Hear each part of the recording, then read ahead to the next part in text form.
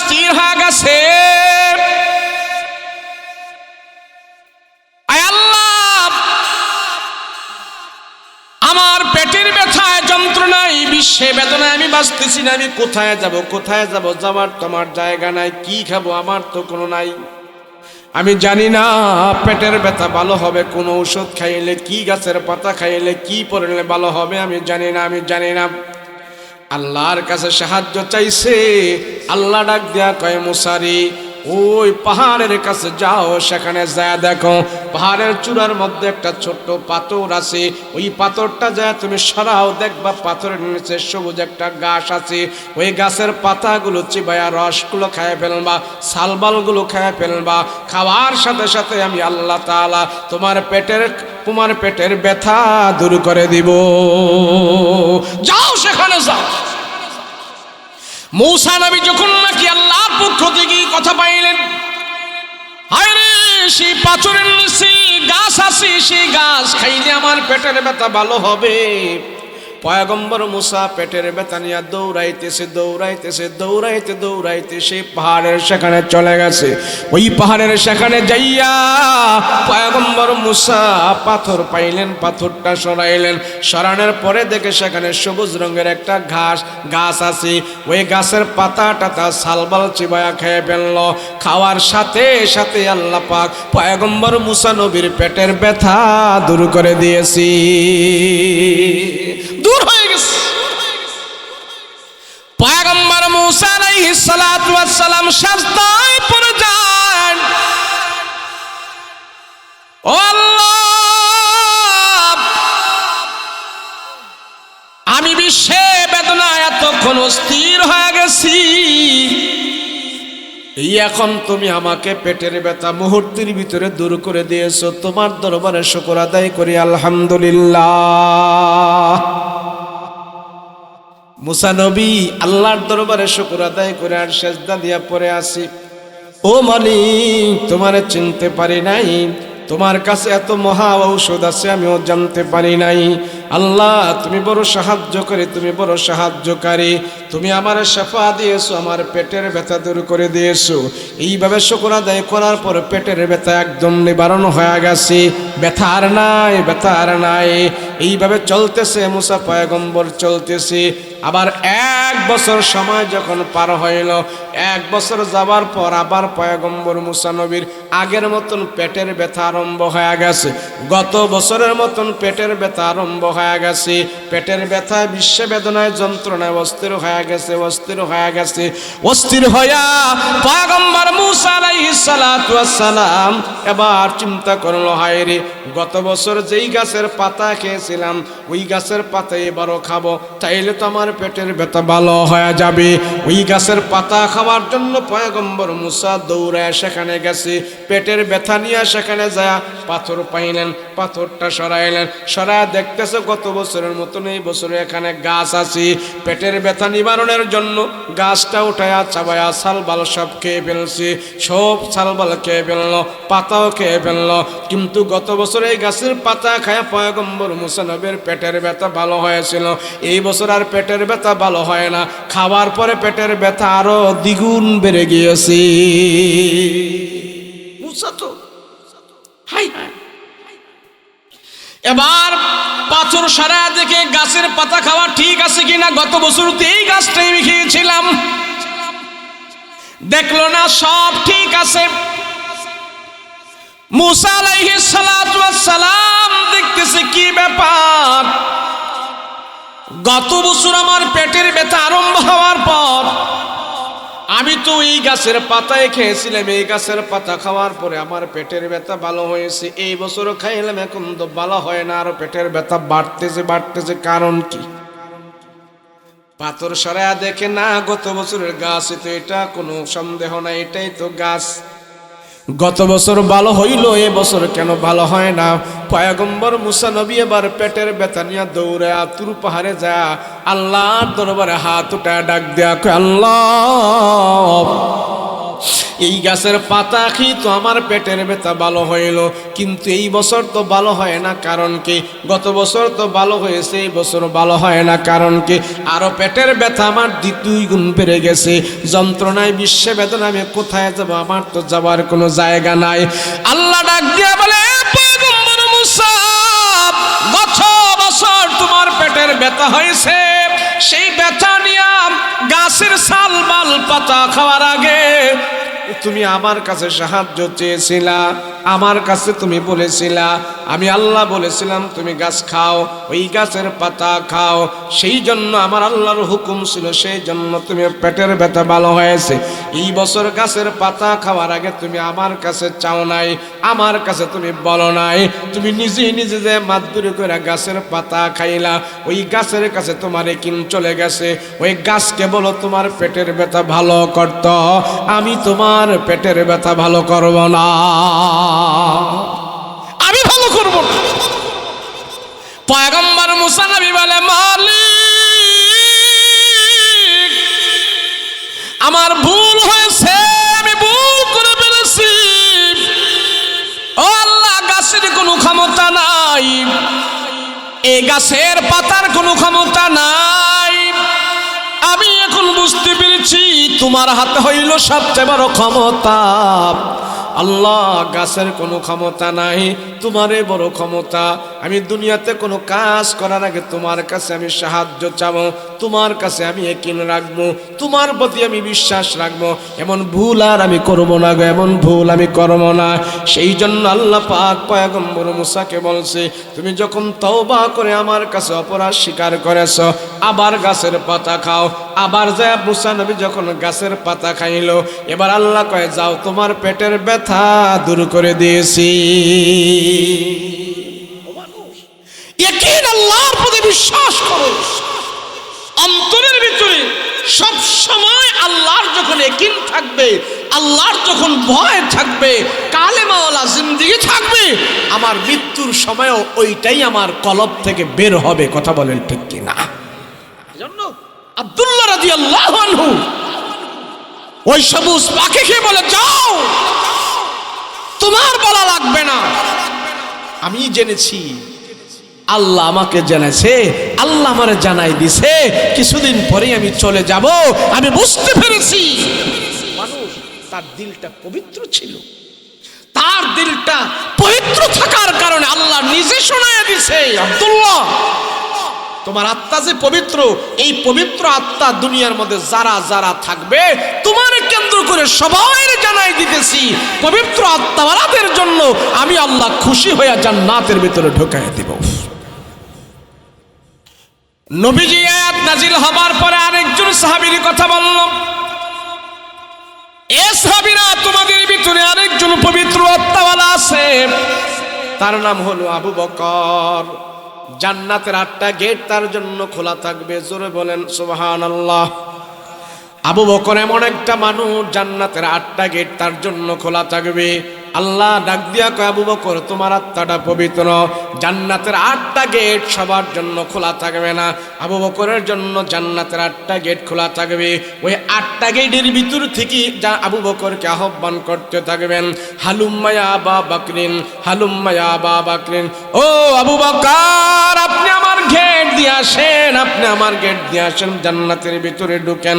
নবী বলে, ওই আবু বকরের পবিত্র আত্মার কারণে আল্লাহ পাক এই কোরআনের আয়াত নাজিল করেছে, সেই জন্য আবু বকরের মতন তোমরা হও।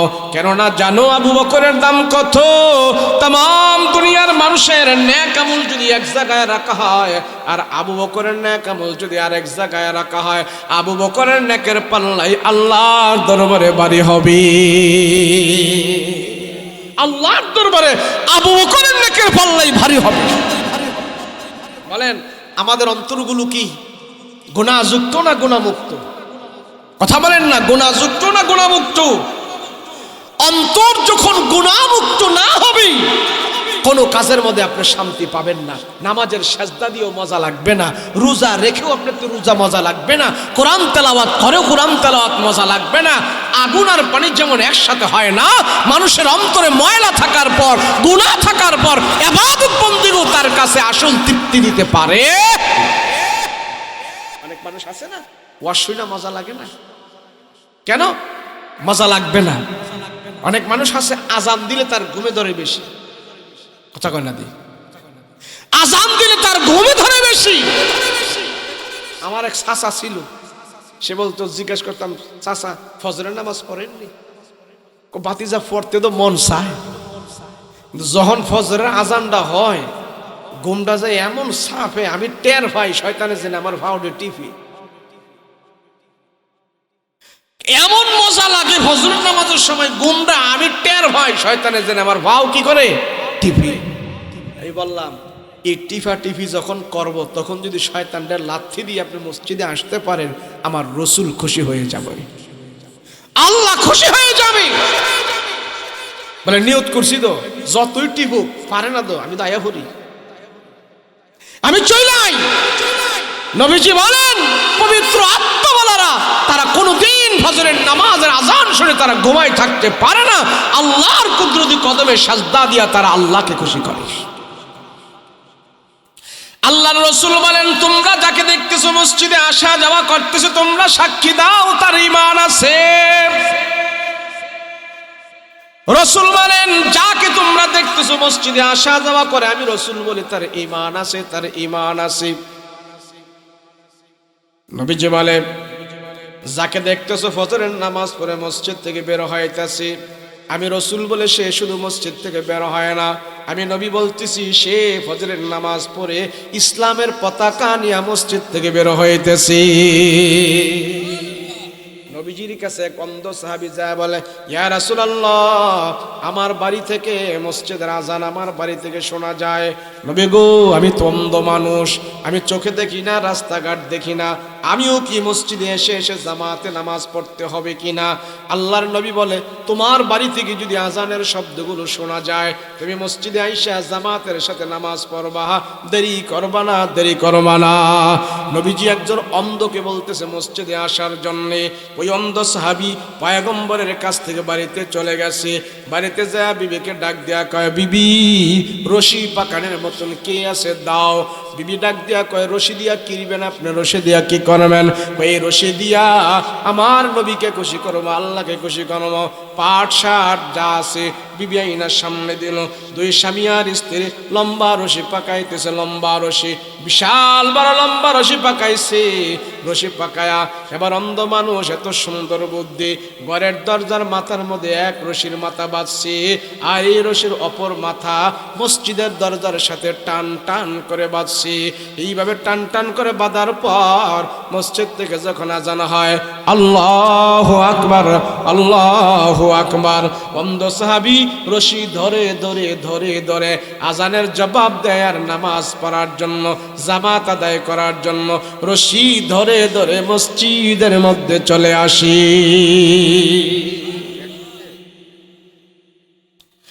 রাহমাতুল লিল আলামিন বলছে, অন্ধ সাহাবী ঘরে নামাজ পড়বা না, জামাতের সাথে নামাজ পড়বা, আল্লাহ খুশি হইবে। রশি ধরে ধরে যখন নাকি অন্ধ সাহাবী জামাতে নামাজ পড়ার জন্য মসজিদে আসতেছি, রাসূল ডাক দিয়া সাহাবীদেরকে ডাইকা বলে, সাহাবীরা রে শোনো, দেখো অন্ধকে বলেছে আল্লাহকে সেজদা দেওয়ার জন্য, আল্লাহর কুদরতে কদমে মাথা লাগানোর জন্য তাকে আমি বলেছি। রাস্তাঘাট দেখে না, কিন্তু সে এইভাবে নামাজ আদায়ের জন্য মসজিদে চলে আসছে। নবীজি এইভাবে সাহাবী যখন অন্ধ সাহাবী রশি ধরে ধরে আসতেছে, নবীজি সব সাহাবীদেরকে ডাইকাই না দৃশ্যটা দেখাইতেছে, দেখো আল্লাহর কুদরতি কদমে সাজদা দেওয়ার জন্য এই সাহাবী মসজিদের ভিতরে চলে আসতেছে। দেখো দেখো, তোমরা দেখো তার কত সুন্দর একটা দৃশ্য। আমি রাসূল বলতেছি সে মসজিদে আসে না, আমার মন বলতেছে সে আল্লাহর তৈরি জান্নাতের ভিতরে ঢুকে যাইতেছে। এখন নবী অন্ধরে কইছে মসজিদে আয়া জামাতে নামাজ পড়িস, আর আমরা যদি কইতাম তো দুইজন চক্ষু আল্লাহ কইতো, হুজুরে কানারেও সারে না। কথা কোন ঠিক না? হুজুরে কানারেও সারে না, আর রাসূল বলছে অন্ধ বাড়িতে নামাজ পড়ো না, আজানের আওয়াজ যে তোমার ঘরে যায়, আল্লাহর কুদরতি কদমে তুমি সাজদা দিবা, আর সাজদা দিলেই আল্লাহ তোমার প্রতি খুশি হইবে, জামাতের সাথেই তুমি নামাজ আদায় করবা। আমরা ওযুর ভয়ে মসজিদে আহি না। কিসের ভয়? কথা কয় না দি।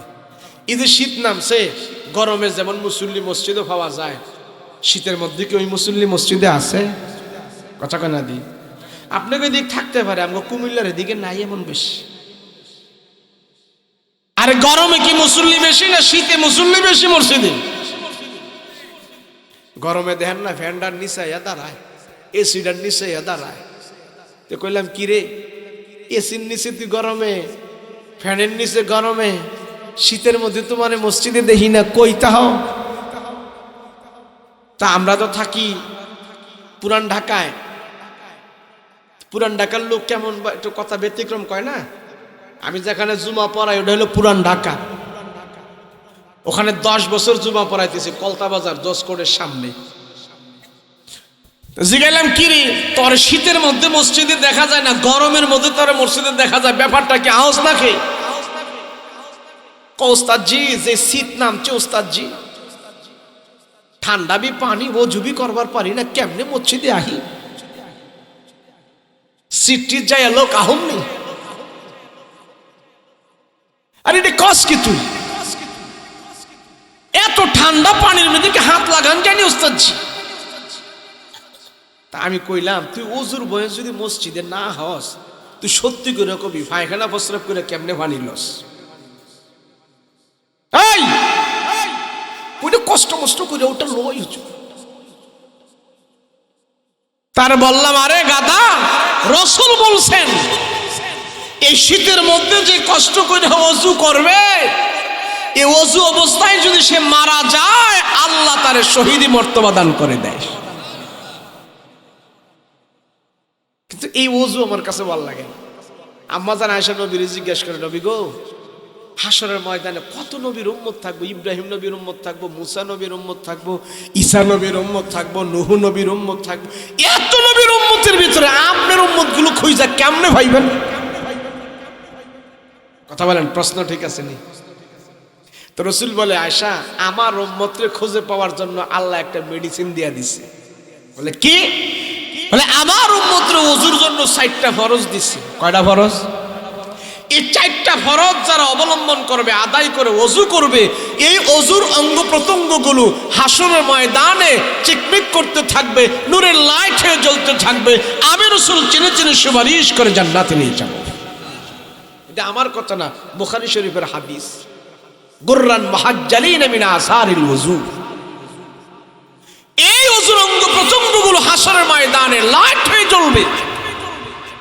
আমরা যে 4টা ওযুর ফরজ আমাদের না, অন্য কোন নবীরে এমন 4টা, অন্য কোন নবীর উম্মতের বেলা এই 4টা ফরজ ওযুর মধ্যে ছিল না, শুধু উম্মতে মুহাম্মদীকে খাস করে দিয়েছে। তাহলে আমাদের জন্য লাভ না লস? তো হেজা ওযুর ডরে মসজিদে আয় না, এটাও কি লাভ? লস। কোন কোন এলাকাতে আছে নামাজ পড়তে আয় ওযু লাগে না, ওযু সারা ফেরালায়। অনেক মুরব্বী আছে কলের মধ্যে ওযু করলে এদিকে দিক তাকায়, কেউ আসে কি আসে না, তো তাকায় মুখটার মধ্যে একটু পানি টানি দিয়ে এডি আর ভিজায় না, দেখে যে নাই, এটার উপরে দিয়ে ঠাসঠুস মাইরে আয়া পড়ে। আছে না নাই? আমি মনে করি তো মসজিদে আহো, তো মসজিদে কি আহো, একদিন ওযু করবো। আমাদের এলাকায় এক ইমাম সাহেব ছিল, 40 বছর ইমামতি করছে। কয় বছর? 40 বছর বেড়া ইমামতি করার পর এখন বুড়ো হয়ে গেছে গা, রুকু দিলে সাজদা দিতে পারে না, সাজদা দিলে উঠতে পারে না, এখন মাজুর হয়ে গেছে গা, একটা দুর্বল হয়ে গেছে গা ইমাম সাহেব। তো পাড়া মহল্লার কিছু জুয়ান পোলারা এবং মধ্যস্থলীয় লোকেরা বলল, হুজুরে তো আমাদেরকে অনেক সার্ভিস দিছে, 40টা বছর আমাকে কাটাইছে হুজুরে, এই বুড়া বয়সে হুজুরে আর আমরা কষ্ট দিতাম না, কিছু অগ্রিম ভাতা টাতা দিয়া, টাকা টোকা দিয়া হুজুরের পেনশনে ভাড়াই দিই। তো বুদ্ধিটা খারাপ না? তো হুজুরের কাছে যখন এই প্রস্তাবটা রাখছে, হুজুরও খুশি। তো টাকা টোকা কিছু উঠাইয়া হুজুরের কিছু দিয়া, হুজুরের পেনশনে দিয়া দিছে, হুজুরে খুশি মনে বাড়িতে গেছে গা। বাংলাদেশে এমন আছে না? নাই? এখন বহুত মসজিদ আছে ইমাম সাহেবদেরকে লক্ষ লক্ষ টাকা দিয়া এরপরে সসম্মানে গোড়া দিয়া পর্যন্ত বাড়ি পাঠায়। এখন ইমাম সাহেব যখন গেছে গা মাঘ মাসে শীতের মধ্যে আরেকজন জুয়ান ইমাম সাহেব রাখছে। জুয়ান ইমাম সাহেব আইয়া নামাজ পড়াইতেছে, নামাজ পড়ায় দেখতেছে কি মাশাল্লাহ মাশাল্লাহ, ফজরের নামাজে যেই মুসল্লি, জোহরের নামাজে সেই মুসল্লি, আসরের নামাজে একই মুসল্লি, মাগরিবে একই মুসল্লি। শীতের মধ্যে কোনো কমতি নাই, ফজরে জোহরে আসরে মাগরিবে এশায় একই মুসল্লি, কোনো কমে না। বলেন ইমাম সাহেব খুশি হওয়ার কথা না? ইমাম সাহেবকে আল্লাহ কোনো লেহন লাগতো না, আমার কইলি সাহেব কালেকশন করতাম, কালেকশন আরো বাহির হয়েছে, একবার না সাপ মারছে। যাক, মহিলা আছে ওয়াজ,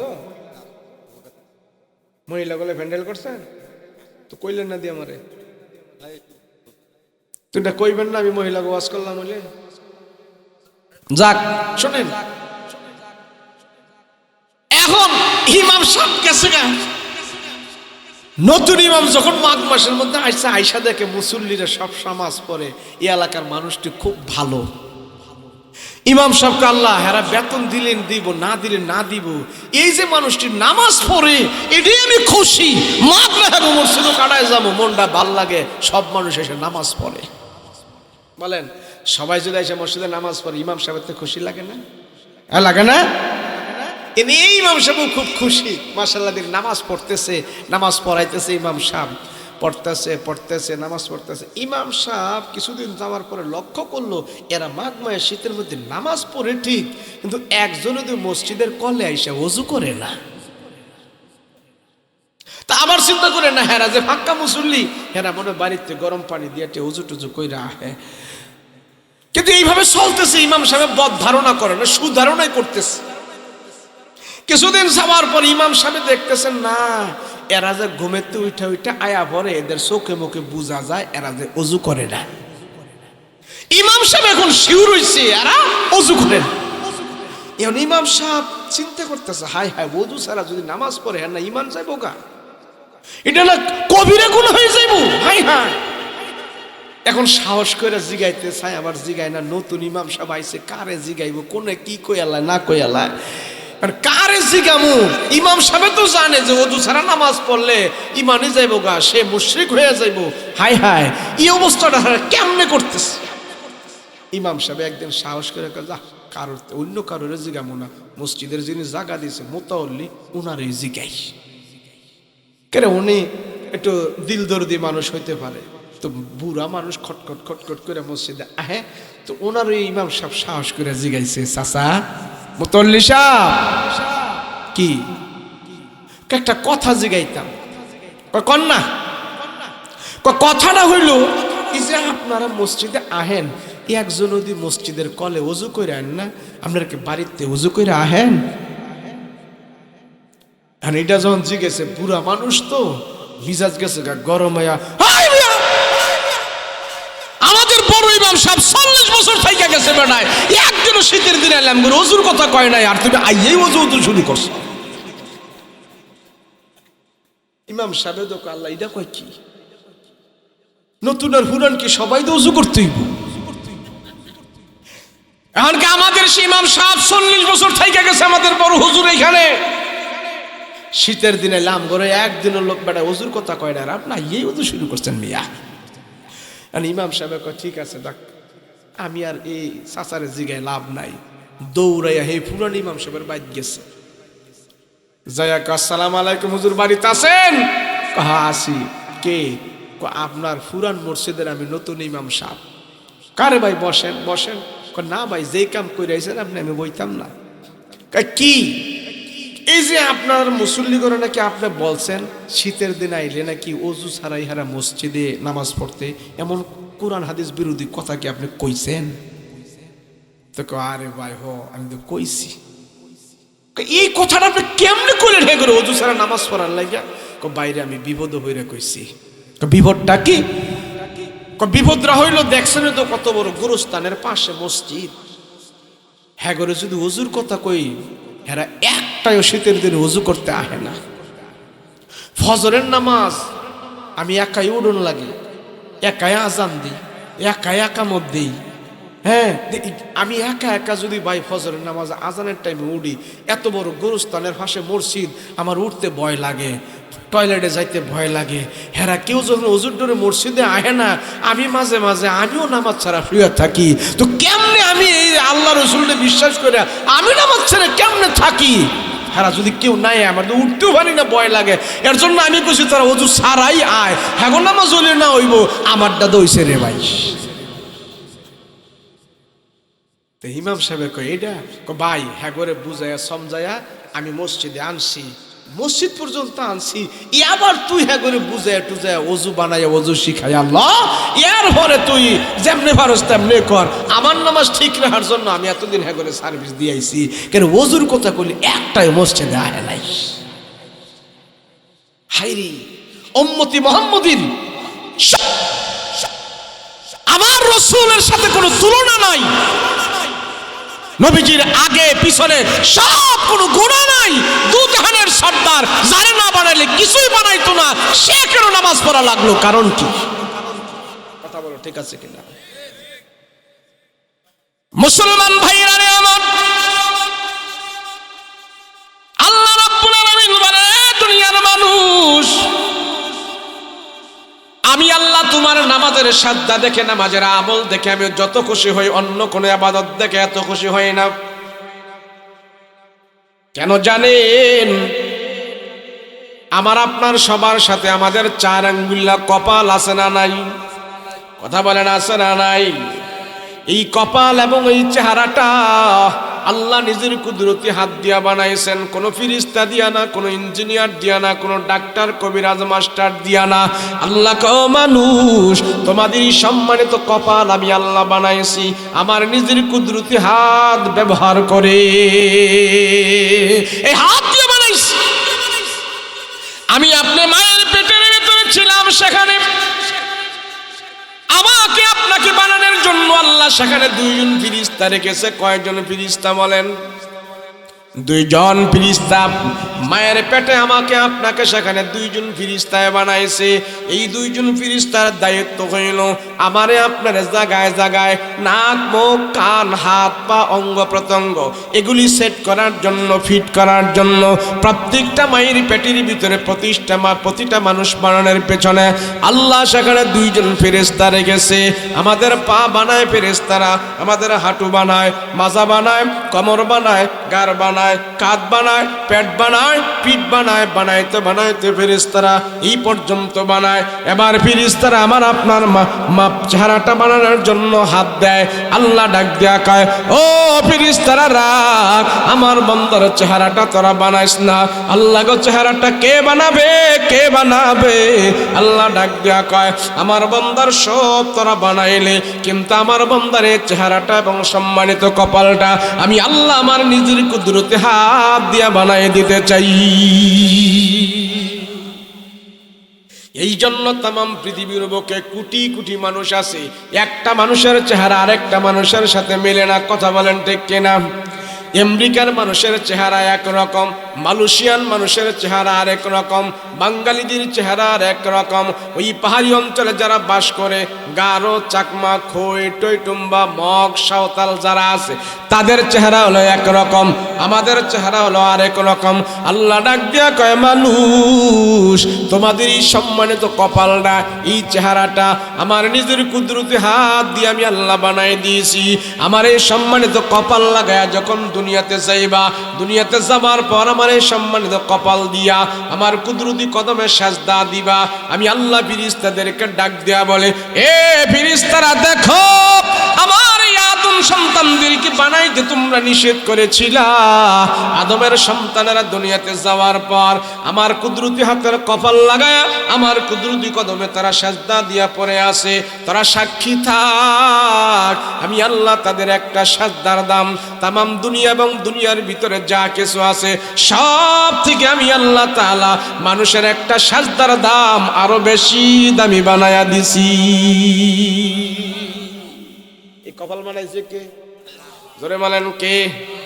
আল্লাহকে আমার হাতের কপাল দিয়ে আমারে সেজদা দিবা। দেখবেন একটা মানুষ সেজদা দিলে একবারে ছোট হয়ে যায়।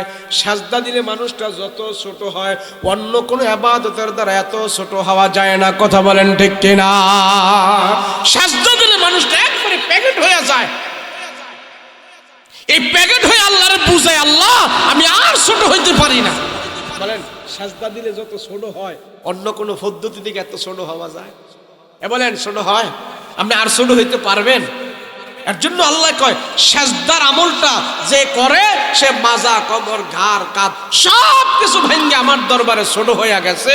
আর এই ছোট হওয়াটা যে প্রত্যেকদিন 5 বার প্রকাশ করে, আমি আল্লাহ তার জান্নাত দিয়ে বড় করে দিব। নবীজি যদি আল্লাহর এমন সেজদা দিতে পারে, তো আমার যদি কোনো ফিস সাহেব কয় এই নামাজ সোজা লাগতো না তোর, আমারে গরু দিবি, আমারে খাসি দিবি, আমারে মুরগা দিবি, তোর তরাইয়া সরাইয়া ফারাইয়া ভেস তুলে যাবো, তোর নামাজ রোজা লাগতো না। এমন ফিস সাহেব যদি কয়, আর হ্যাঁ যদি মারফত দাবি করে, হ্যাঁ কি ফিস সাহেব না শয়তান? পান্ডু এখন কিছু কিছু লোক আছে শরীয়তের মোল্লা করে কইয়া লাভ কি? হ্যাগোর সাথে আমাকে কোনো তর্ক নাই, হ্যাগোর সাথে আমাদের কোনো কথা নাই। আমাদের হতু আলাদা, আমাদের জগৎ হচ্ছে আলাদা। আমরা করি মারফত, হেরা করি শরীয়ত। আছে না? না নাই? আমি বুঝলাম না মারফত এসে করতে। এক মেম্বারে এক হুজুর যায়, হুজুর এতদিন তো মারফত টারফত করছি, আপনার লগে কথা দিয়েছিলাম শরীয়ত অনুযায়ী চলমু, এখন শরীয়ত অনুযায়ী চলমু, আজকের থেকে শুরু করবো হুজুর শরীয়ত। হুজুরকে আলহামদুলিল্লাহ নামাজ টামাজ পড়ে, কারণ নামাজ তো পড়বো, কাচ্চা শরীয়ত শুরু করবো আজগাচ্ছে। বাজারতে 5 কেজি মুরগা আনছি, আর 2 কেজি মুরগা আনছি কিনা। আমনে কন্ত হুজুর শরীয়ত অনুযায়ী মুরগাটা আমি কেমনে খামু? তো হুজুরকে বাড়িতে নিয়ে মুরগাটা জব করবেন না? হ জব করে খামু। জব কইরা মুরগাটা 2 কেজির মুরগাটা আপনি 1.5 কেজি খাইবেন আর 1/2 কেজি ফালাই দিবেন। এবারে গেছে আল্লাহ তো হুজুর গুলো দেখতারি না। আমার শরীয়ত চলন লাগতো না, আমি মারফতে চলবো। টাকাতে মুরগা কিনে আনছে 2 কেজি মিয়া, 1/2 কেজি ফালাই দিব না। শরীয়ত আমার লাগতো না, আমি মারফতে চলবো। কথা কন? হ্যাঁ যদি 2 কেজি মুরগা কিনে না বাজার থেকে, যদি 2 কেজি খাইতে চায়, আর এটা যে মারফত মনে করে, এটা কি মারফত হইব না আর মরার ফত হইব? 2 কেজি মুরগা জব করে ভিতরে ভাইখানা ফসরাম আছে, ফসম আছে, লম্বা আছে, এগুলি ফালাই দিলে কি 1/2 কেজি কমতো না? তো হুজুর তো হেডেই কইছি, আরে এটার নাম হয়তো শরীয়ত। এই বাচ্চা চলার নামে তো শরীয়ত।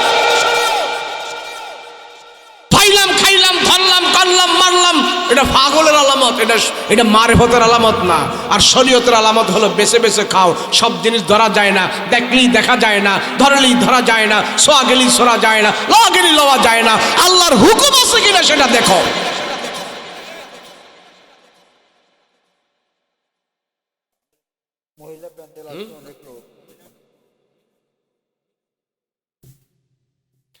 আমি আইছিলাম একটা বাপ নিয়ে ওয়াজটা করার লাগে, বুঝছেন নি? আমার বাপ হইল না, কারণ আছে কিছু। শোনেন শুনতে আসে তো বুঝতেছি, ফোনে তো আমরা কথা কইলেও শোনে, কিন্তু একটা মোড আছে না। আমরা আমার ঘরে দাওয়াত দিলে 1 নম্বর শর্ত হইলে টোন সার্ভিস দেওয়ার লাগে 1 নম্বর। এই বেচারার মাইকটা বালা, কিন্তু সেটটা হয় নাই, বুঝছেন নি? খোদার দিন 30 দিন, রমজানের আগের দিন পর্যন্ত আমার মাহফিল আছে। আজকে মাহফিল শেষ, কাল খাই আমরা যাবো দেশের বাইরে। এই যে নির্বাচনের 31 তারিখ পর্যন্ত মাহফিল রাখছি, ডিসেম্বরের 1 তারিখ থেকে আর মাহফিল নাই। এদেশের নির্বাচন হইব আর আমরা থাকবো দেশের বাইরে, সুযোগ পাবো দেশের বাইরে চলে যাই দিনের কাজেই যাই। কিন্তু এই কথাটা বলার কারণ হইল, প্রত্যেকদিন যেহেতু আমরা মাহফিল করি, আমাদের এই টোন সার্ভিসটা যদি ভালো না হয়, আজকাল যদি এই দনবারে আইসা চিল্লে গলামালা ভাঙ্গা যাইগা, কালকা যদি মাহফিল গিয়া কথা না কইতে পারি, তখন কি কইব? কালকা ফরিদপুর মাহফিল আছে 2টা একদিনই। গতকাল যে মাহফিল করছি সেই মাহফিলে তুই গলামালা ভাঙ্গা, আমি যদি কইতাম যে ভাই আমার শরীর ভালো না, আমি বাইক শুয়ে তুইছি, ভাই আমি গলামালা ভাঙ্গা গেছে, আপনারা বিশ্বাস করলেন? নিলে বিশ্বাস তো করলেন না, 100 গালি যে দিয়ে নিলি। আর কইল নিলে মোল্লায় মনে হয় আরেকবার মুরগির আন বড়টা পাইছে এটা গাইতে গেছে। বিশ্বাস করে এর জন্য এই টোন সার্ভিসের জন্য আমরা গলা বাঁচাই যাই। দেন এই যে কথা কই না বাইরে আওয়াজ হইতেছে, আমি বুঝি না আমি কি কই, এই মাঝে আমি লাগালে কথা বলতে। সেজন্য আপনি আমার খাউন না দেন কোনো অসুবিধা নাই, আপনি আমার টাকা না দেন কোনো অসুবিধা নাই, খাউন না দেন এইটা না দিলে অসুবিধা নাই, কিন্তু এটা দেওয়ার লাগে বালা। কামলা যত বালক আইটার যদি বালা না হয় কাম কিন্তু জইতে রয় না। কথা কোন ঠিক না? আমি কিন্তু বেচারার মাইকের দোষারোপ করছি না, কিন্তু এটা সেট ঠিক হয় না। এ দেখেন এখানে কথা বললে আমি বুঝি না, টাস টাস কথা হইতে হয়, টাস টাস করে কথা বলতে হয়। যাই হোক যা হয়েছে আমি কানই আওয়াজ করতেছি, অসুবিধা নাই। মা বোনেরা আছে তাহলে তো ভালোই, প্যান্ডেল ভর্তি। শোনেন এইখানে যারা আছেন, আপনারা যারা আছেন এখানে, আপনাদের মা বোনেদের ওখানে, কথা কোন ঠিক না? তো দুই এক কলম যদি এখান থেকে শিখেন তাদেরকে বাড়িতে যায় বুঝাইবেন। কোনো কোনো পুরুষেরা কয় হুজুর মা বোনদের ওয়াজ করেন। আমি মনে করি মা বোনরা একা ভালো হয়ে কিচ্ছু হবে না, মা বোনকে কোনো ভাবার নাই, হ্যাগো কোনো ক্ষমতা নাই। কেন জানেন? আমরা যদি বাজার থেকে টাকা টাকা ইনকাম করে হ্যাগরে না দিই, হ্যাঁ করতে খাইব। তো সাবিকে নিল আমগো হাতো, আমগুরটা খায়, আমগুরটা সবকিছু করে, হেরা কেমনে ভালো হইব আমগরে সারা? আমরা যদি ভালো করি তাইলে হেরা ভালো হইব। কথা কোন ঠিক না? কিন্তু এখানে কিছু কথা আছে, কিন্তু এই যদি কইতেছে হ্যাঁ তো বেকার দিদা বানাইছে পুরুষ ঘরে সাইজ করার জন্য, আবার এক দুই মহিলাই যথেষ্ট আছে না? কিছু কিছু মহিলা আছে এমন আছে পুরুষ লোকের ফ্যাক্টরের মধ্যে সিপা দিয়া না সব সময় আছে না? না নাই? এক বেড়ায় বেডির লোকে সেইটা তোরে তালাক, তোর মারে তালাক, তোর বোনরে তালাক, 3 তালাক, 6 তালাক, 10 তালাক দিচ্ছে। তো ফাঁসের বেডিকে কি গো তোমার প্রত্যেক দিনে তালাক দিয়ে তুমি কোনো কও না? খের তালাক লয় কেডায়, খের তালাক লয় কেডায়, আছে না? না নাই? যেই পদের মহিলা সেই পদের পুরুষ। কথা বলেন ঠিক কিনা? আরে ভাই, রাসূল বলেছেন ঘরের ভিতরে যদি একজন নম্র ভদ্র নামাজি শিক্ষিত মহিলা হয়, তাহলে এই লোকটায় জান্নাতের কিছু সুখ দেখে যেতে পারবো, অন্য পুরুষেরা জান্নাতের সুখ দেখে যেতে পারবো।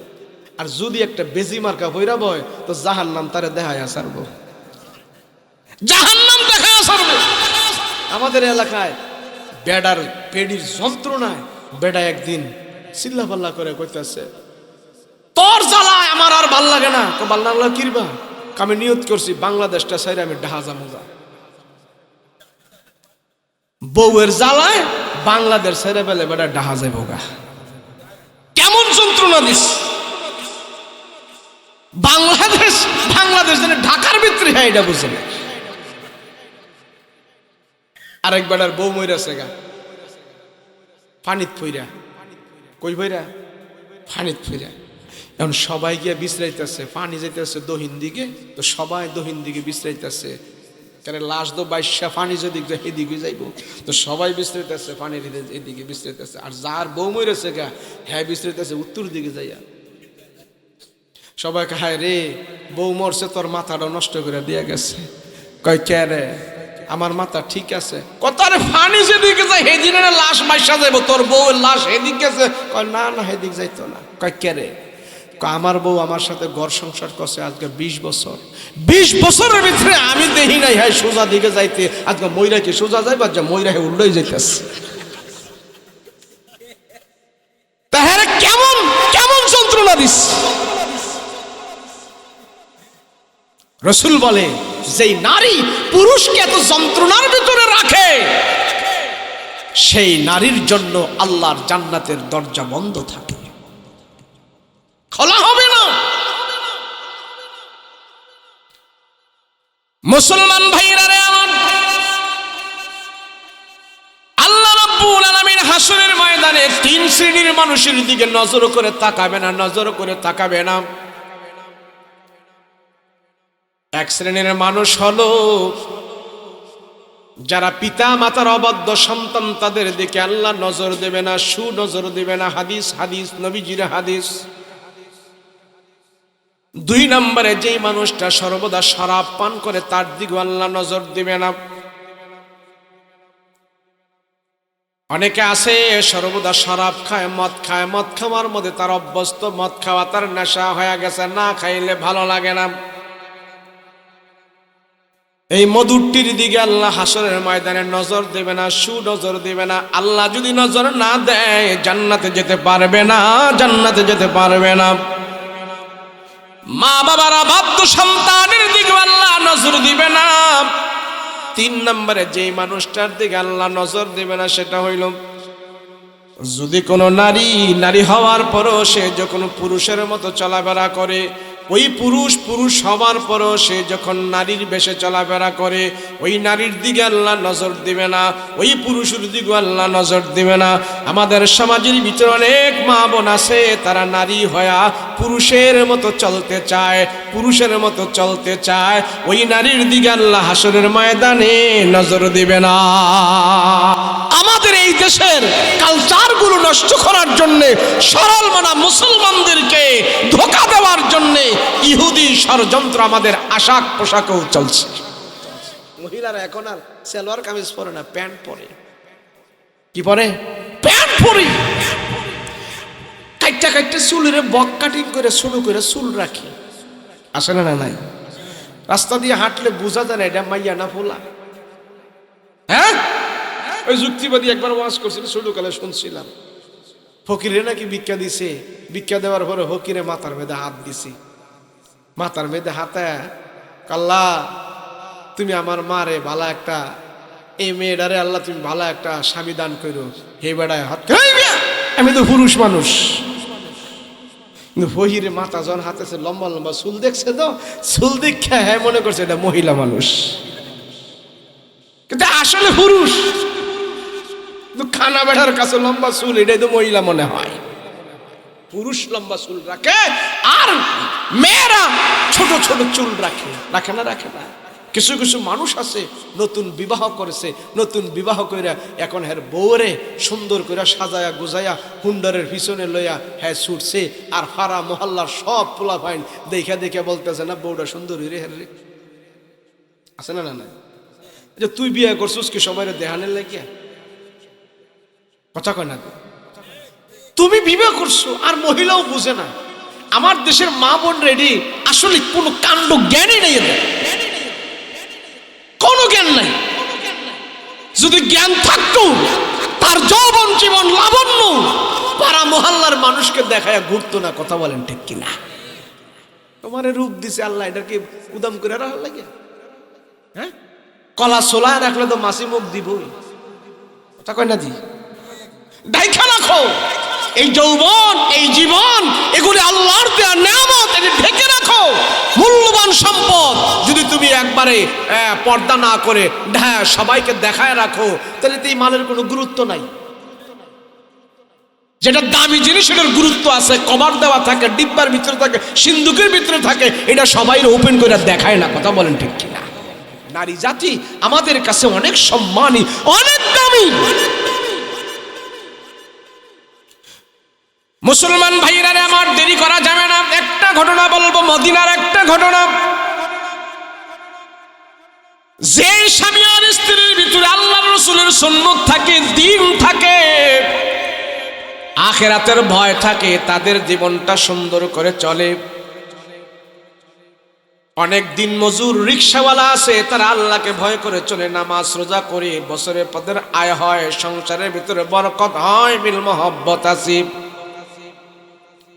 কিন্তু অনেক বড় বড় ব্যবসায়ী আছে, কোটি কোটি টাকার মালিক আছে, স্বামী স্ত্রীর কথা শোনে না, স্ত্রী স্বামীর কথা শোনে না, ছেলে মেয়ে তাদের কথা শোনে না, তাদের হালাতে তারা চলে।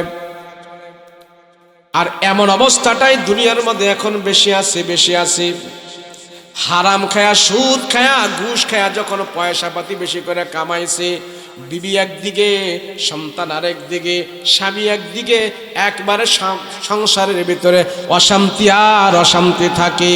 মদিনার মধ্যে একটা এমন ঘটনা ঘটছে, এই ঘটনাটা বলে আমি দোয়া করে দেব। সেই ঘটনা হইল মদিনার মধ্যে বিশাল বড় একজন ব্যবসায়ী আসিল। এই ব্যবসায়ী নামাজ পড়তো না, রোজা রাখতো না, এমনকি দিনের কোনো কথাবার্তা যেন তার কানে না যায় সেই জন্য কানের মধ্যে সে আঙ্গুল দিয়া দিয়া ঘুরত। ওয়াজ মাহফিলের বক্তাদের কথা এবং মাওলানা মৌলবীদের কথা কোনো কথা যেন তার কানের মধ্যে না যায় সেই জন্য এইভাবে সে ঘৃণা করত। কোরআন হাদিসের কোনো কথা যেন আমার কানের মধ্যে না যায়।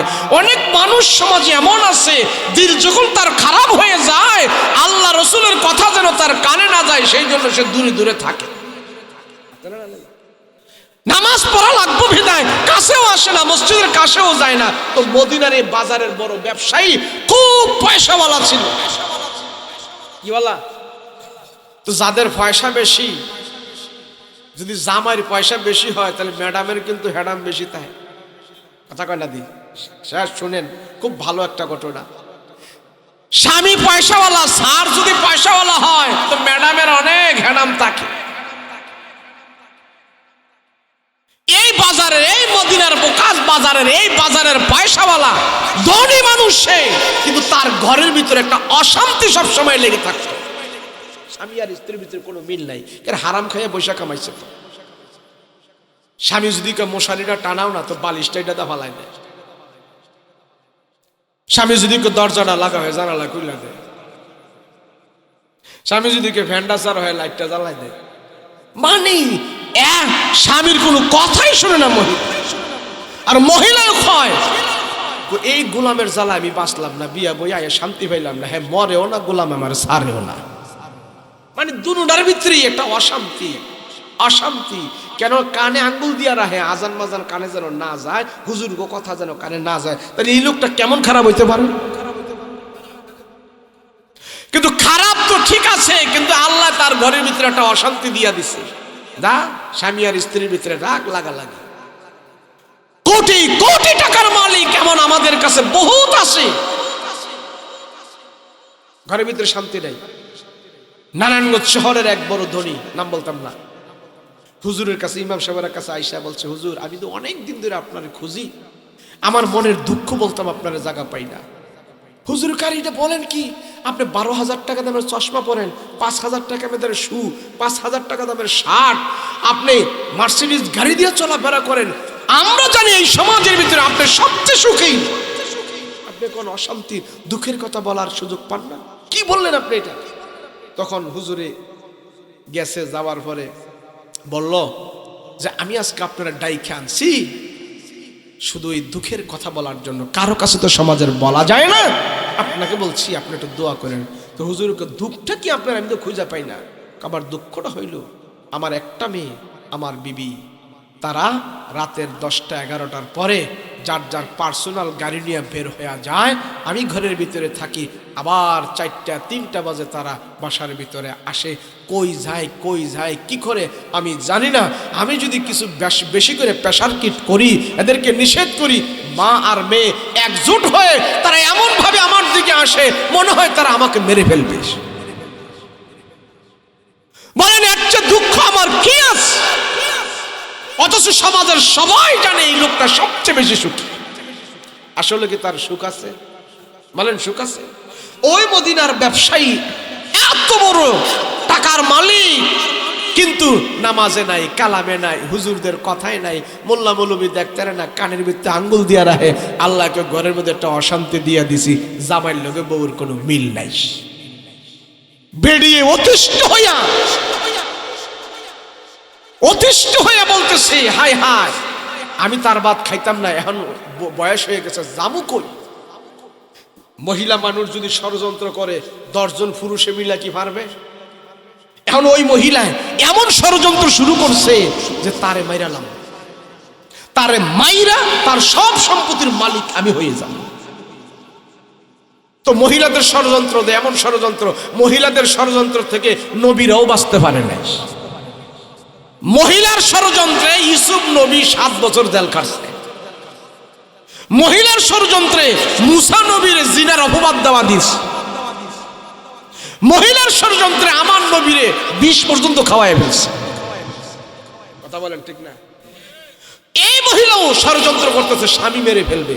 এখন বুদ্ধি করছে কেমনে মারমু, হ্যাঁ তো আজকে দোকানে গেছে, বাড়িতে আহক, বাড়িতে আইলে যখন ভাত খাইব ভাতের সাথে বিষ মিশাইয়া রাখবো, বিষ খাইব, গোলামে মরবো, আর সব সম্পত্তির আমি মালিক হয়ে যাবো, তার জ্বালা যন্ত্রণা আমার ভাল লাগে না। তো এই বেড়া যখন নাকি বাজার থেকে দোকানদারি করে আসতেছে, ব্যবসার হিসাবপত্র করে আসতেছে, আসার টাইমে এই যে কানে আঙ্গুল দিয়া আহে, মসজিদের সামনে দিয়ে আহে, কোন দিক দিয়া, মসজিদের সামনে দিয়ে আহে, মানে মসজিদের সামনে দিয়া যখন আহে তো কানের মধ্যে আঙ্গুল দিয়া রাখে, হ্যাঁ কানে যেন আজান না যায়, কোনো কিছু না যায়, এইভাবে আঙ্গুল দিয়া রাখছে কানে। তো মসজিদের সামনে আসার পরে আল্লাহর কি হুকুম, মসজিদের ফায়ের মধ্যে বিনছে একটা কাডা, কি বিনছে, কাডা। আর মসজিদের বারান্দার মধ্যে বৈশা হুজুররা কথা বলতেছে, সুন্নতের কিছু আলোচনা করতেছে, যার ঘরে অশান্তি, স্বামী স্ত্রী মিল নাই, আল্লাহর রসুলের হাদিস হইল স্বামী আর স্ত্রী একে অপরকে যদি মাঝে মাঝে খাওয়াইয়া দেয়, স্বামী যদি স্ত্রীরে খাওয়াইয়া দেয়, স্ত্রী যদি স্বামীরে খাওয়াইয়া দেয়, এই সুন্নতরা যার ঘরে পালন হবে আল্লাহর রহমত তাদের ভিতরে ঢুকে যাবে, ওই ফ্যামিলির ভিতরে আল্লাহ পাক শান্তির ফয়সালা করে দিবে। তো এই ওয়াজ যখন করতেছে মসজিদের ভিতরে হুজুররা বৈশা, তো হেয়ার ফায়ের মধ্যে যে কাটা বিনছে, হেয়ার কানে আঙ্গুল দেওয়া, মসজিদের সামনে দিয়ে আইলে হুজুরদের কথাবার্তা যেন তার কানে না যায়, কানের মধ্যে আঙ্গুল দিয়া রাখছে।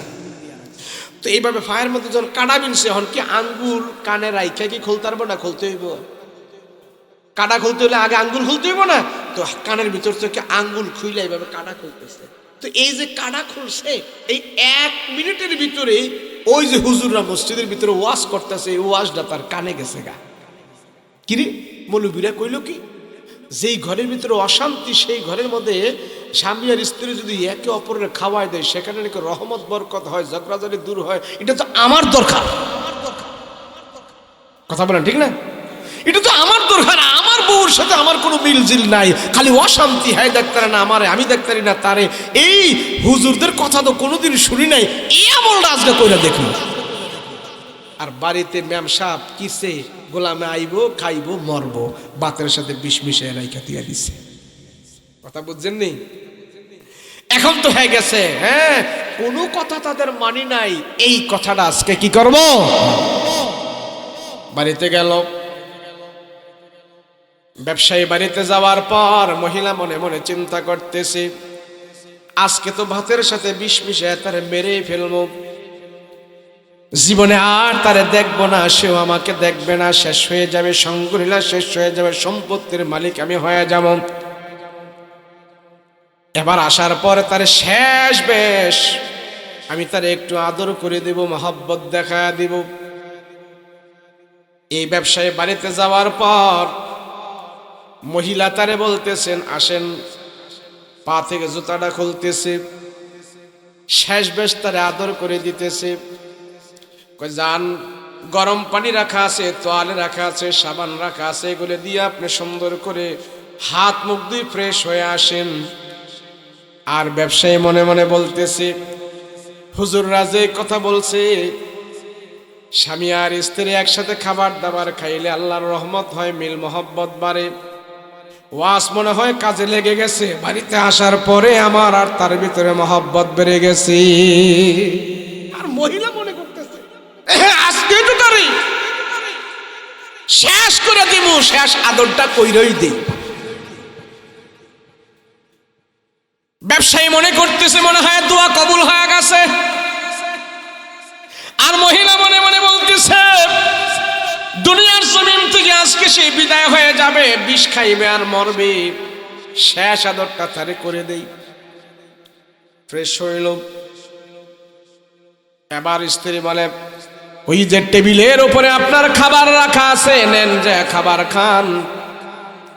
স্বামী কয় বিবি রে, তোর এতদিন মারছি ধরছি, তোর সাথে বনি বসা হয় নাই, আজকে নিয়ত করেছি এই খাবার তোরে ছাড়া আমি খাবো না। না এই খাবার আমি খাবো না, আমি খেয়ে ফেলছি, এটা আপনার জন্য রেখে দিছি, আপনি খান। না বিবি তুই যা কস না কস, তোরে ছাড়া খাবো না, তোরে আগে খাওয়াই দিব, এরপরে তুই আমারে খাওয়াই দিবি, তাইলে আমি খাবার খেতে পারি। মহিলা তো ভয় পাওয়া গেছে, কারে গোলামে কয় কি সারা জীবনে তো ষড়যন্ত্র করি নাই, মাঝকে মাত্র আজকে ষড়যন্ত্র করলাম, আর আজকেই বলতেছে সে নাকি আমারে খাওয়াই দিবে আগে, তাইলে তো আমি মারা যাবো আগে। কয় না আমি খাবো না, এই খাবার আপনার খাবার, আপনার জন্য রেখেছে, আপনি খেয়ে নেন। কয় বিবি তুই যা কস না কস, তোরে স্যার আমি খাবার খাবো না। মহিলা তো ভয় পেয়ে গেছে, হায় হায় হায় হায় খোদারি, সে কি আবার দেখে ফেললো নাকি, কেমন করে আবার দেখে ফেললো, আমি আজকা তার বিরুদ্ধে ষড়যন্ত্র করছি, আর আজকে আমাকে বলে আগে খাওয়াই দিবে আমাকে, তার আগে তো দুনিয়ার জমিন থেকে আমি বিদায় হয়ে যাবো, আমি মরম। এমন কেমনে হইল, কারণ কি কোন দিক দিয়া দেখে ফেললো। বিবি ডাক দিয়া কয়, স্বামী ডাক দিয়া কয়, বিবি রে তুমি যা বলো আর না বলো, তোমারে খাবার না খাওয়ায় আমি খাবার খেতে পারবো না।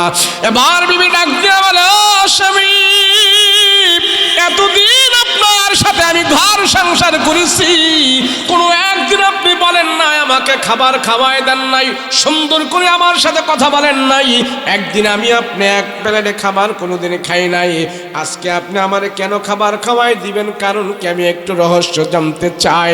এবার স্বামী ডাক দিয়া কয়, বিবি রে, কোনো দিন নবীর কথা শুনি নাই, নবীর সুন্নত মানি নাই, হুজুরদের কথা মানি নাই, আজকে আসার সময় রসুলের একটা কথা আমি শুনেছি, ওই মসজিদের ইমাম সাহেবরা বলেছে যে ঘরের ভিতরে স্বামী আর স্ত্রী অশান্তির ভিতরে আছে, স্বামী আর স্ত্রীর ভিতরে দ্বন্দ্ব আছে, ওই স্বামী আর স্ত্রী যদি এক প্লেটে বসে মাঝে মাঝে একে অপরকে খাওয়াই দেয়, এটা নাকি রসুলের সুন্নত, এইভাবে খাওয়াই দিলে নাকি সেই ঘরের ভিতরে বরকত হয়, সেই ঘরের ভিতরে নাকি অশান্তি থাকে না, রহমত বরকত চলে আসে। সেই জন্য আমি চেয়েছি আমার আর তোর ভিতরে রহমত বরকত আসার জন্যে, তোমাকে আমি আজকে খাওয়াই দেব, তুমি আমাকে খাওয়াই দিবা, আজ থেকে তোমার উপরে আর কোনো দিন আমি রাগ করবো না, তোমার আমার ভিতরে আর কোনো ঝগড়া থাকবে না, নবীর কোনো কথা মানি নাই, এই সুন্নতটা আজকে আমি আদায় করতে চাই, এই সুন্নত আদায় করব। স্ত্রী ডাক দিয়া বলে, বুঝতে পেরেছি,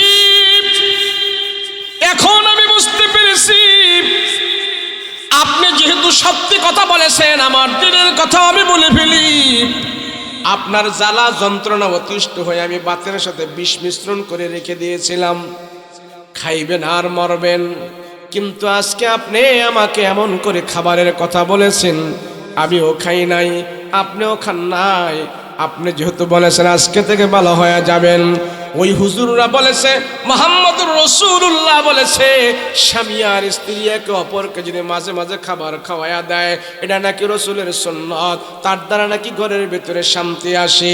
আজকে সেই আমলটা আপনি একদিন করার কারণে আজকে আপনি প্রাণে বেঁচে গেলেন, আমিও আজকে আপনার সাথে কথা দিলাম, আমিও ভালো হয়ে গেলাম। ওই মুহাম্মদের সুন্নত একদিন মানার কারণে যদি আমি আপনি প্রাণে বেঁচে যাই, আপনিও যদি প্রাণে বেঁচে যান, আমার বুঝ হয়ে গেছে ওই নবীজির সুন্নাত অনুযায়ী যদি আমাদের পুরোটা জিন্দেগি আমরা সাজাই, আমরা দুনিয়াতে তো প্রাণে বাঁচবো, আরামে থাকবো, মৃত্যুর পরে মনে হয় আল্লাহর জাহান্নাম থেকেও আমরা বেঁচে যেতে পারি। বিবি আয় আয় আয়, আজ থেকে আমরা রসুলের সুন্নত মতো চলবো, কারো কাছে ঝগড়াঝাড়ি করবো না, কম রুজি হলে আমরা কম খাবো, বেশি রুজি হলে আমরা বেশি খাবো, আল্লাহর ওপর ভরসা করে থাকবো, আমরা কোনো দিন আর ঝগড়াঝাড়ি করবো না, রসুলের সুন্নত অনুযায়ী আমরা জীবনযাপন করব।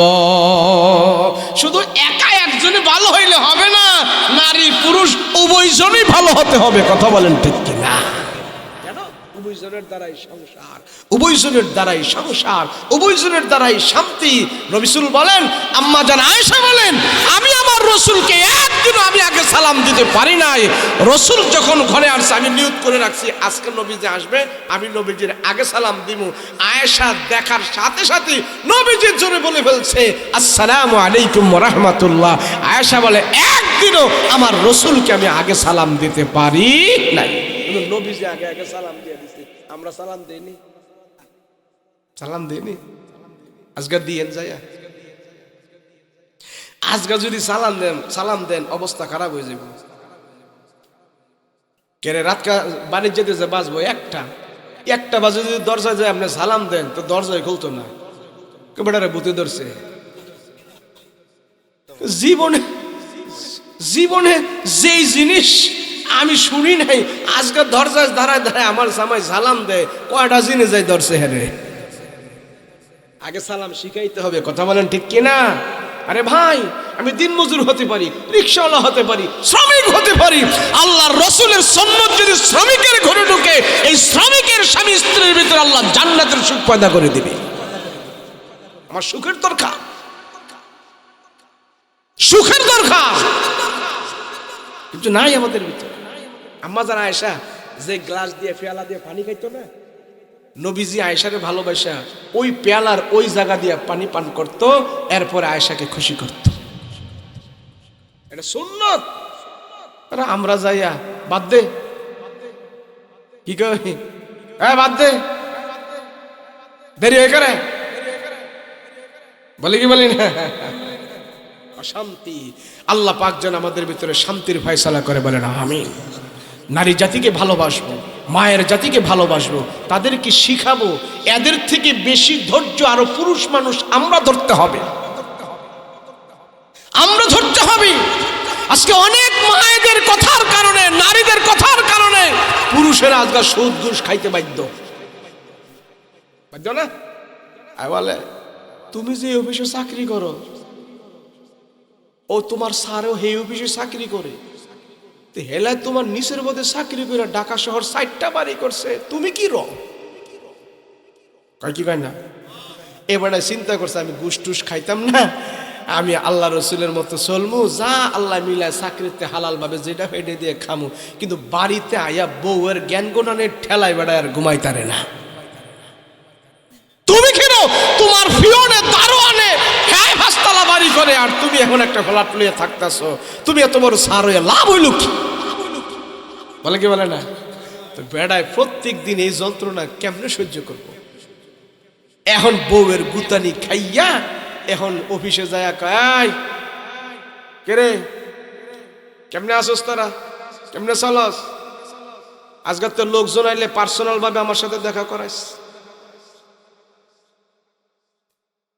এখন থেকে ফাইল ফুল উল্টা জাল্টা শুরু করছে। আসলে স্যার ফাইল কি এমনি হয় মিয়া?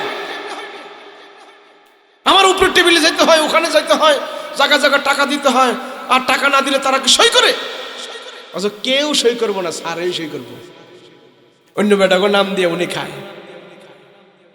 স্যার কি করতে হবে? আরে মিয়া তারা যদি করতে হয় জায়গায় জায়গায় কিছু দিয়া দেন, বাংলাদেশ বুঝেন না এটা?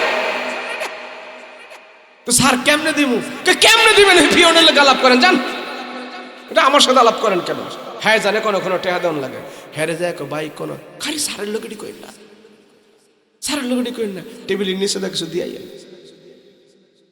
এখন টেবিলের নিচে দা কিছু দিয়াই, প্রতিদিন কিছু কিছু দিতে দিতে দিতে এই উফুরি সুফুরি ফাইতে ফাইতে বেড়ায় এখন ডাহাসরের 5তলার মালিক।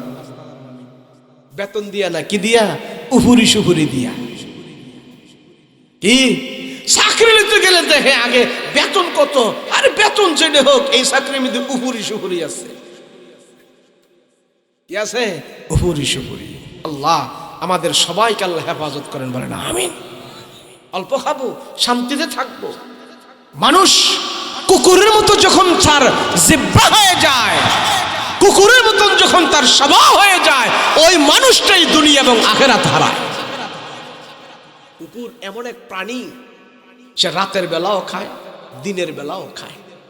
মরা যখন মরে না, গরু একটা মরছে, শুকুন খায় দিনের বেলা, শিয়াল খায় রাতের বেলা, আর কুকুর এমন এক প্রাণী, সে দিনেও খায় রাত্রেও খায়।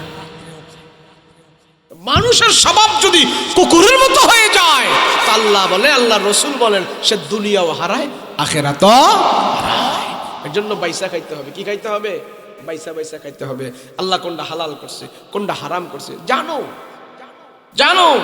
আরে চোখের দেখা, চোখের দেখা আমি দেখতেছি অমুকের 5তলা, অমুকের 10তলা, দেখবা তোমার 10তলা হওয়ার পর তোমার আর চাহিদা থাকতো না। টাকা যার আছে তার কাছে টাকার কোনো মূল্য আছে? কোনো মূল্য নাই, কিন্তু আমার কাছে নাই। সেই জন্য আমি মনে করি টাকার মধ্যে যে কত শান্তি, আসলে ওইটার মধ্যে আরো বেশি অশান্তি। কিন্তু আমার তো লোভ, টাকা জীবনে দেখি নাই, ভান্ডের গলতে পারি না, আমার তো লোভ। কিন্তু হওয়ার পরে বোঝা যায় টাকার মধ্যে কোনো নাই, কিচ্ছু নাই, এটা না গান্দা। এর জন্য যেমনে আছি এমনিই বালা, কথা বলেন ঠিক কিনা? আল্লাহ তুমি এইভাবেই রাখো, মান সম্মানে রাখো, অল্পে সন্তুষ্ট থাকে, অল্পের ভিতরে বরকত দাও। বেশি দিনের লাভ হইব কি, এটার ভিতরে যদি অশান্তি থাকে। এজন্য রাসূল পাক সাল্লাল্লাহু আলাইহি ওয়াসাল্লাম যে নিয়ম, যে পদ্ধতি আমাদেরকে বলে দিয়েছেন, ওটার ভিতরে শান্তি আল্লাহ রেখে দিয়েছেন, কথা বলেন ঠিক কিনা? আমরা ওভাবে থাকতে চাই।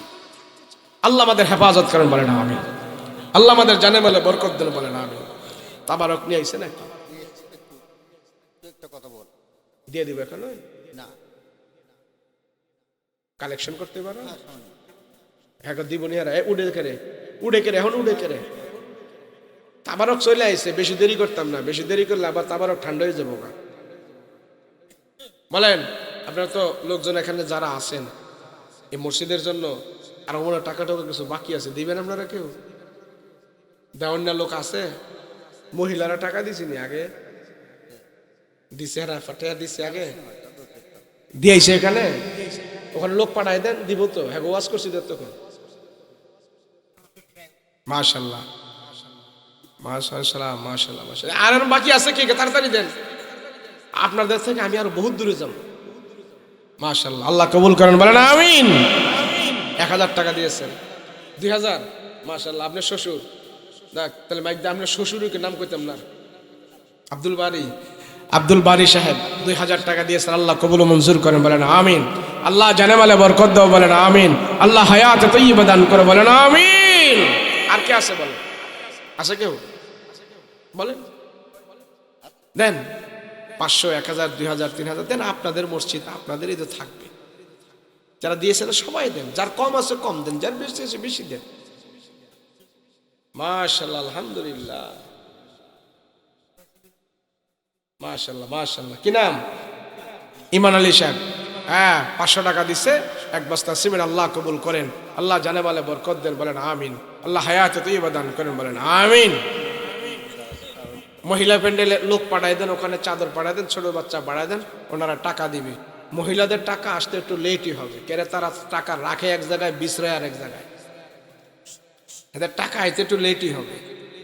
পাঠাই দেন, লোকজন পাঠাই দেন, ছোট বাচ্চা পাঠাই দেন, ইনশাল্লাহ দিবে, মা বোনেরা দিবে, টাকা দিবে। মাশাআল্লাহ। কি নাম? হ্যাঁ, অনেক, মাশাআল্লাহ। আল্লাহ তোমার বান্দা 500 টাকা দিয়েছে, আল্লাহ কবুল ও মঞ্জুর করে, বলেন আমিন। আল্লাহ জানে মালে বরকত দেন, বলেন আমিন। আল্লাহ হায়াত তাইয়্যিবা দান করে, বলেন আমিন। কে আছে বলেন? মাশাআল্লাহ মাশাআল্লাহ, দেন দেন। আরে একটা লোক উঠলেই তো হয়, উঠে দুই দিক দিয়ে উঠেন, দেন। মাশাআল্লাহ, 5 টাকা 10 টাকা সব দেন, দেন। হ্যাঁ, সিগারেট খাওয়ার, বিড়ি খাওয়ার টাকা সব দিয়ে দেন, আজকে দিয়ে দেন। চা খাওয়ার টাকা দিয়ে দেন। মাশাআল্লাহ। লা ইলাহা ইল্লাল্লাহ, লা ইলাহা ইল্লাল্লাহ, লা ইলাহা ইল্লাল্লাহ। আসমানের মালিক যে আল্লাহ, মৌতের মালিক সে আল্লাহ। লা ইলাহা ইল্লাল্লাহ, লা ইলাহা ইল্লাল্লাহ, লা ইলাহা, লা ইলাহা ইল্লাল্লাহ মুহাম্মাদুর রাসূলুল্লাহ সাল্লাল্লাহু আলাইহি ওয়াসাল্লাম। কে আছে বলেন? মাশাআল্লাহ। কে? নাম কি? হ্যাঁ, নাম কোন? নাম কোন? আইনাল হক। মাশাআল্লাহ, ভাই আইনাল হক 500 টাকা দিয়েছেন, আল্লাহ কবুল ও মঞ্জুর করেন, আল্লাহ জানে মালে বরকত দেন, আল্লাহ হায়াত তাইয়্যিবা দান করেন, আব্বা আম্মার গুনাহ খাতা মাফ করেন, বলেন আমিন। আর কে আছে? জি জি, মাশাআল্লাহ। বসেন সবাই, বসুন বসুন। শোনেন, যে আমরা দোয়া করব, আমরা তো দোয়া করাটারে অনেকজনে কি মনে করি, আরে অস্ত্র দিয়ে, টাকা দিয়ে, ক্ষমতা দিয়ে, দুনিয়ার শক্তি দিয়ে যা না হয়, দোয়া দিয়া তা হয়। কিন্তু আমরা বুঝি না, আমরা বুঝি না। আমরা বলি রব্বানা আতিনা ফিদ দুনিয়া, রব্বানা আতিনা ফিদ দুনিয়া, এটা কোরআনের একটা আয়াত। এটা নিয়ে যদি কেউ খামখেয়ালি করে, ব্যঙ্গ করে, তার ঈমান চলে যাবে। দেন দেন, তাড়াতাড়ি করেন, পরে গণ্যেন, পরে গণ্যেন, এখন থিয়া দেন। দোয়ার পরে করলেন। হ্যাঁ, দোয়া করাটা সবচেয়ে বড় ইবাদত। টাকা পয়সা দিয়া যা হয় না, দোয়া দিয়া তা হয়।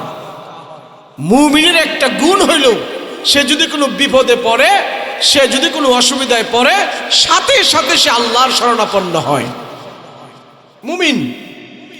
আর মুমিন যে না, যে জাহেল নাদান, সে আল্লাহর কাছে শরণাপন্ন হওয়ার কথাটা সে ভুলে যায়। সে যদি বিপদ আপদে পড়ে, দেখবেনি বিপদ আপদে পড়লে আমি ডাক্তারের কাছে যাব, আমি উকিলের কাছে যাব, আমি থানায় যাব, সর্দার প্রধানের কাছে যাব, আমি বিপদে পড়েছি, কিন্তু পড়ার সাথে যেখানে আমি যাব, কিন্তু শরণাপন্ন কার হব? আল্লাহর হব। এটা হলো মুমিনের লক্ষণ। আল্লাহর কাছে আমি শরণাপন্ন হতে হবে, দোয়া আল্লাহর কাছে করতে হবে। আল্লাহ বলেন, বান্দার 2 ফোঁটা চোখের পানি, 2 হাতের দোয়া, 2 রাকাত নামাজ জান্নাতে যাওয়ার জন্য যথেষ্ট। কয় রাকাত? 2 রাকাত নামাজ, 2 হাতের দোয়া, 2 চোখের পানি। কিন্তু দেখেন, এই আমলগুলো আমাদের দ্বারা হয় না। আপনি আপনার ঘরের ভিতরে আপনার ছেলে মেয়ে, বউ বেডি বিবি বাল বাচ্চা যা আছে, বিবি বাল বাচ্চা যা আছে, সব আপনি ঘুমায় রয়েছে রাতের বেলা। খুব খেয়াল করেন, রাতের বেলা ঘুমায় রয়েছে। আরে এমন করতেছেন কেন? ঘুমাক না, হ্যাঁ, সমস্যা কি? সব ঘুমায় রয়েছে। আপনি জাগ্রত হইয়া সুন্দর করে ওযু বানাইয়া একটা রুমের ভিতরে যান, আপনার ছেলে মেয়ে যেন কেউ না জানে, কেউ জানার দরকার নেই, শুধু আপনি আর আল্লাহ জাগ্রত। কে? শোনেন, ভালো করে শোনেন। আপনি গুনাহগার হন, বেনামাজি হন, আপনি বিড়ি খান, আপনি গুনাহ করেন, যা করেন আপনি, আপনি এক অবস্থায় আছেন, কিন্তু আপনি এই আমলটা করে দেখবেন, সারা পাড়া মহল্লার সব মানুষ ঘুমায় রইল, সুন্দর করে ওযু বানানো, ঘুমায় রয়েছে, আপনার বিবি পর্যন্ত জানে না। আলাদা একটা রুমে যাইয়া আপনি ওযু বানাইয়া কয়েকদিন কান্দাকাটি কইরা আপনার যে জিনিসটা দরকার, হালাল জিনিস, হারাম না, হালাল জিনিস, এটা আপনি ওযু বানাই আল্লাহর কাছে কান্দাকাটিটা চান। আমি বইলা গেলাম, আপনার হালাল কি দরকার সেটা পাচ্ছেন না। আপনি গভীর রজনীতে উঠে তাহাজ্জুদের নামাজ পড়ে আল্লাহর দরবারে আপনি কান্দেন আর চান। যদি একনিষ্ঠ দিলে আপনি দোয়া করতেন আর চান, এটা আমরা পরীক্ষিত, আল্লাহ আপনাকে দিয়ে দিবে। কিন্তু আমরা এগুলি জানিও না, বুঝিও না, অবশ্য আল্লাহ দেওয়ার জন্য প্রস্তুত। আপনার দুনিয়া লাগবে, দুনিয়াই চান। আপনার টাকা লাগবে, আপনার টাকাই চান। ক্ষমতা লাগবে, আপনি ক্ষমতাই চান। আপনি চাইতে থাকবে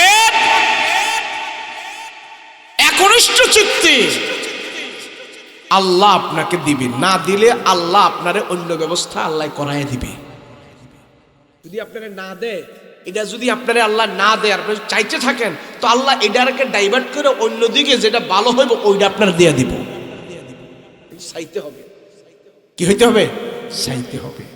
আমরা চাওয়া জানি না, চাওয়া জানি না, সব ঘুমায় আছে, শুধু আমি জাগ্রত। আপনি একটা কান্দা দেন ভালো করে, কাঁদেন ভালো করে।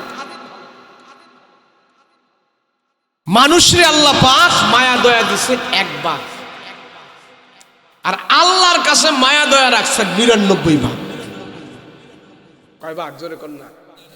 ১০০ ভাগ থেকে ১ ভাগ মায়া দয়া আল্লাহ পৃথিবীতে ছাইরা দিছে, আর বান্দার জন্য ৯৯ ভাগ মায়া দয়া আল্লাহর কুদরতি অন্তরে রেখে দিছে।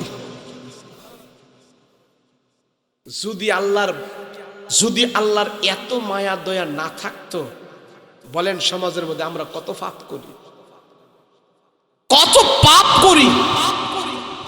এই পাপ নিয়ে কি আমরা সমাজে এইভাবে থাকতে পারতাম? কথা বলেন, পারতাম?